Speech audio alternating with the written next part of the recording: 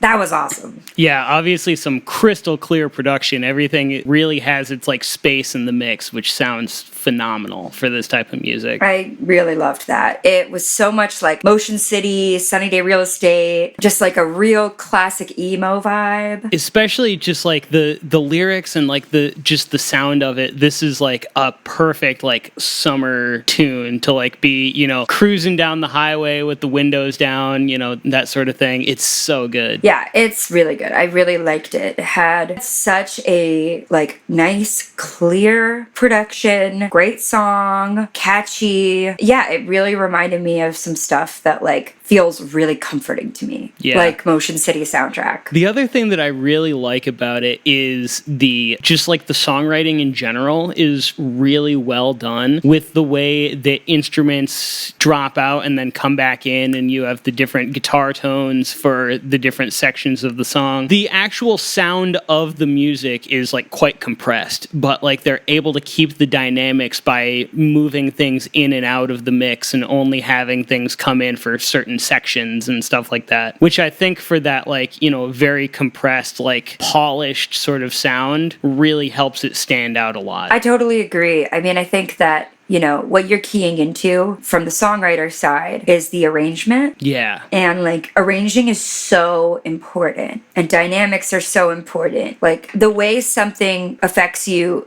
auditorily, regardless of like the quality of the songwriting itself, is so dependent on the beginning of the recording process. Yeah. And they did a really good job. And going back to the arranging too, I think it's all about like not everything is going to hit the same. So if you have like things that, you know, bring it down a little bit, then that last chorus is really going to hit a lot harder because there's so much more going on, and you contrast that with the more stripped back sections and things like that. And that's one of my favorite things in any medium of art, whether that's music or, you know, film or whatever, is that contrast. Oh, same. I mean, I definitely think of myself like when I'm arranging as kind of a designer or a curator and trying to tell a story through the music as well as the story being told in the songwriting itself. And so I love to admire when other people do the same thing, regardless of what genre they're in. Absolutely. And that pop punk world, their DIY pop punk world is so crowded when it comes to how people create. They crowd their art a lot. Yeah, I feel like modern rock music in general is a lot of like layering and layering and layering. And I find myself when I'm, you know, making music and stuff like that, kind of falling back to that too. And I think that it's important to just really think about, you know, the arrangement and how things, you know, come in and out. The other thing that I really like about the actual structure of the song that's really cool is bringing back in the bridge melody after the final chorus in the very end. I really like when the bridge is a section that gets repeated in some way, because normally it's just like a one-off thing. But like that's one of the more catchy parts of this song, and I love that they reused it at the very end too. I love that too. It was awesome. Just to like pay them a little compliment here, I think that ego is like the great killer of great music.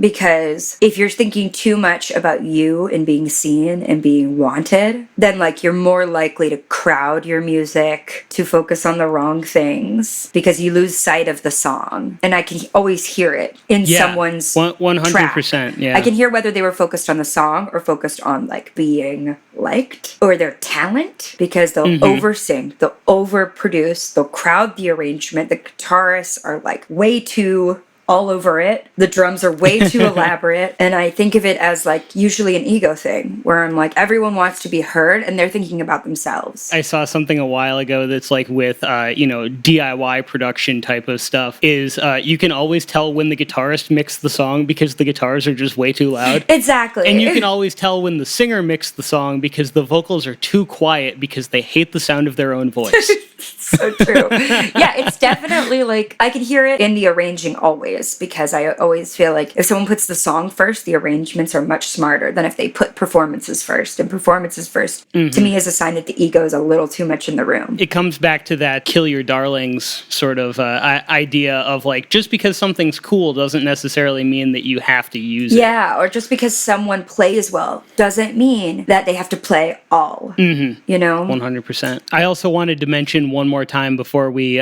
move on to the next song that this was the first single that they released, and they were telling me that they're planning to release singles throughout the summer to lead up to an EP that's going to come out later this year. I really like that band. Thank you for showing me. Absolutely. Now let me go and drop in my next. All right. So I was going to try to stay away from stuff that isn't like trying to represent artists that I think need to be heard more. Okay. But I wanted to show you my favorite song of 2022. All right. So when I first heard this song, it is a name that everyone will probably know or needs to know of. When I first heard this song, I pulled over and cried in my car. And I spent the end of 2022 listening to pretty much just this song. Like no matter where I was or what was happening, I would just end up putting this song back on again. Well, that's pretty high praise. Yeah. It blew my mind. So Miley Cyrus has a sibling named Noah Cyrus, and this is on Noah Cyrus's album. I don't think I've ever actively listened to Noah Cyrus. I have heard of her, but I didn't either. Like I'd heard her because I'm a vocal teacher as my job, and I had a student sing one of her songs, but it was the most popular one, and I was nonplussed. Okay. And then a friend of mine, Leanne Skoda, who's an amazing singer-songwriter, she played with Noah Cyrus on tour and in some videos. And so I got it felt like, I was like, okay, I'm going to try this again. Because if Leanne is playing for her, Leanne's incredibly gifted. And she probably, like,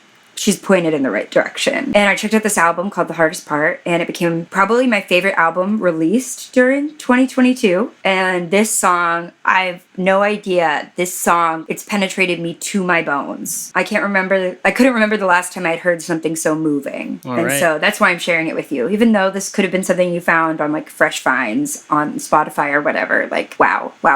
So I'm putting it on. Ready yourself. All right, I'm ready.